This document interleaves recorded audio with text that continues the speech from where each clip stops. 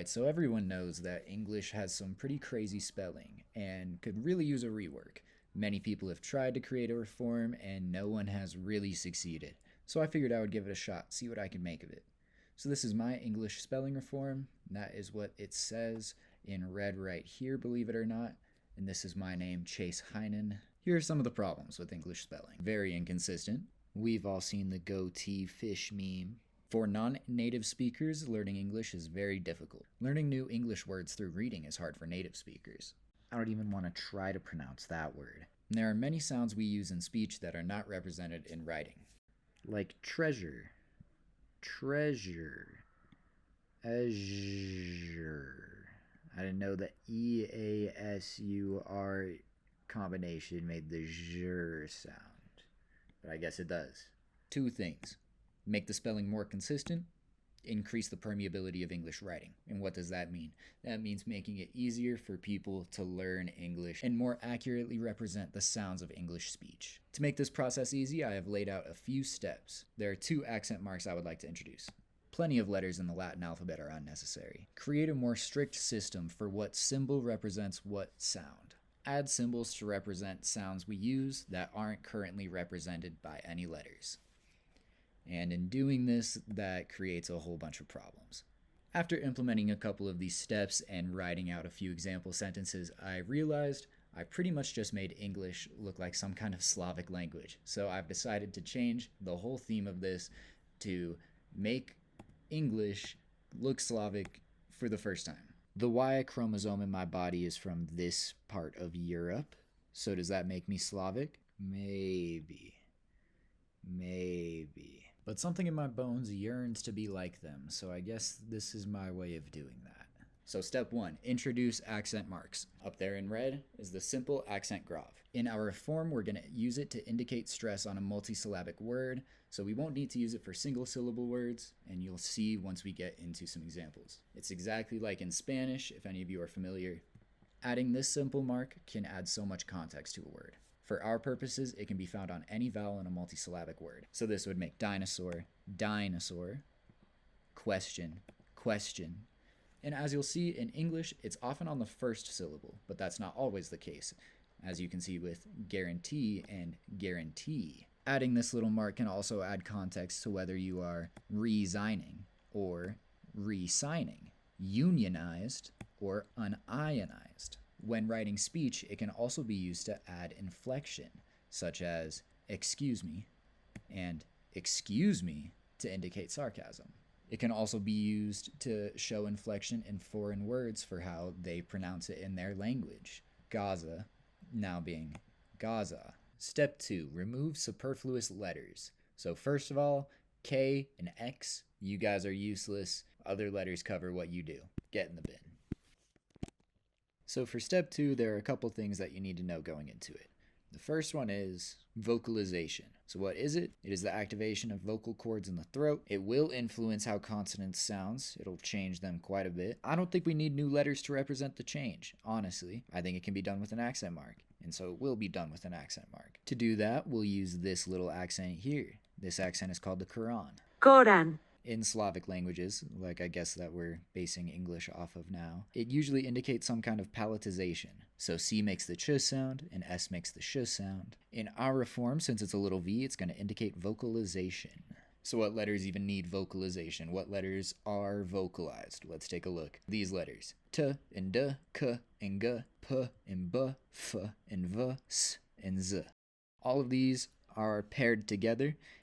If you make the K and G sound, you do the same thing with your mouth. You just activate the vocal cords in your throat. And the second thing you need to know is that I hate diphthongs. So here's what we do. Without an accent mark, these letters are exactly the same. T makes the T sound, C makes the K sound, and P makes the P sound. With an accent mark, T makes the D sound, C makes the G sound, and P makes the B sound. And with that, D, G, and B are getting thrown in the bin. Alright, but that only covers some of the letters. So I prefer the way that Z looks. So without the accent, a Z will represent the S sound. And with the accent, it will represent the Z sound. And it already has the accent on a keyboard. So I can type it easy. S is getting thrown in the bin. Now, F and V don't have the accents I'm looking for programmed into the computer, and I gotta work with what I got, so we're gonna replace it with. Oh my god, what's that? You see, got a new letter. This one's called EJ. Ash. EJ will represent the F phoneme, and with the vocalization accent, it will represent the V phoneme. F and V are both getting thrown in the bin. Now, wait a minute. What does any of this have to do with I hate diphthongs? That's because we got a whole bunch of new letters to look at. So first off, we got theta, representing our TH sound, the unvoiced. The J with no accent is now going to represent the ch sound, because the only difference between a ch and a j is if it's vocalized or not. And we're bringing the X back. That's going to represent the sh sound, because there's no letter to represent that sound in English. All of these letters can also receive the vocalization accent. Pardon the accent on the theta right here. There's no character for this specific circumstance, I guess. So the theta with the vocalization accent mark will represent the sound in the, in there, in them crooked vultures. J with an accent mark will be the j sound we're used to. X with an accent mark will be the j sound, like in treasure or fusion, or as is very common in French or Russian or many other languages. And just as a side note, I recognize QU being a diphthong. I'm not very happy about it, but we can keep the Q and just have that represent the qu sound. There's no need for the U to be there, so U can be chucked in the bin. And also with that, I'm including double letters like double L, double T, double S. It's unnecessary, we don't need them. Wow, that section was a lot. Alright, now we can standardize sign-sound pairs. Step 3, let's go. And honestly, this one will be super easy because we pretty much already did a lot of it. Yes, just like Stalin, whatever I say goes. So the letter C makes a velar plosive sound. It does not make a sibilant fricative sound. Add symbols to represent sounds we use. We already did that one with our tremendous step 2.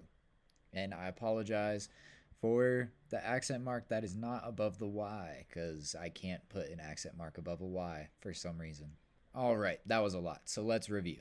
All of the letters you see in orange operate the exact same way in modern English as they will with the new spelling reform. The 5 letters in green will now be represented with other letters already existing in the Latin alphabet, with the new vocalization accent mark on top of them. The 2 letters in light red will now be represented with the new letter J. The letter Q is being simplified, honestly. The letter K is being dropped entirely. The letters S and X are being repurposed. And all of the letters in yellows are new letters that represent phonemes that already exist in English. Alright, so let's look at some of the pros of using this new system. The spelling will be standardized, so you'll know how to say something if you're reading it, and write something if you're saying it. The intuitive use of accent marks adds a lot of context to different words. It also keeps us from speaking with the weird cadence, which I know I get made fun of for. People learning the language will have an easy time identifying what letters make what sounds and how they all fit together. There will finally be a strong connection between spoken and written English. The accent marks also allow for more artistic expression in literature. More signs and more consistent signs makes it easier to represent foreign sounds in written English. Now the cons. I mean, you saw it. You saw how complicated it was. That was a lot. I mean, I'm confused and I created it and explained it. But nonetheless, when we change the English spelling, we also lose a little bit of the English cultural heritage. Our history is shown through our spelling systems and our grammar, and getting rid of it affects how we look at the past and how we look at how we've grown. Although this reform will have consistent spelling, it does not have the most intuitive spelling that is possible. My spelling reform does not change any rules related to vowels, and that causes a lot of problems with spelling, as I'm sure you saw with words like superfluous. Not to mention it's a new system. It would take a long time to implement, people wouldn't want to do it, people are used to the old system. There's a whole slew of problems with introducing a new system. There's a reason why we use imperial and not metric. But now I can finally get into what my product is, which is this small little brochure that can teach you how you can start writing just like I do, like an English Slav, because those exist now. This little brochure is one page front and back. You can fold it in half and keep it in your pocket. It explains all of the basics of the changes and how to use them in your basic speech. There's also a whole host of wonderful examples of everyday speech written on the backside that you can use to help you in your everyday life. Let's take a look at some of these. You can talk politics. Talk about your favorite TV show. Ask questions about your friends. Talk about the weather. This brochure is available for everyone, but honestly, who needs the brochure when you can just come back and watch this video again? Obviously, every spelling reform is going to have its problems, and mine is no different. But I don't think the point of a spelling reform is to fix all of the problems of a language. I think spelling reforms are fun tools that we can use to help better understand the languages that we speak. And we can use them to mold these languages in fun and exciting ways to make connections and create new pathways in our brains. If my spelling reform were to catch on, that would be insane and I would be so proud of it. But for now, I'm more than happy just using it for a little bit of fun and learning. Thank you very much.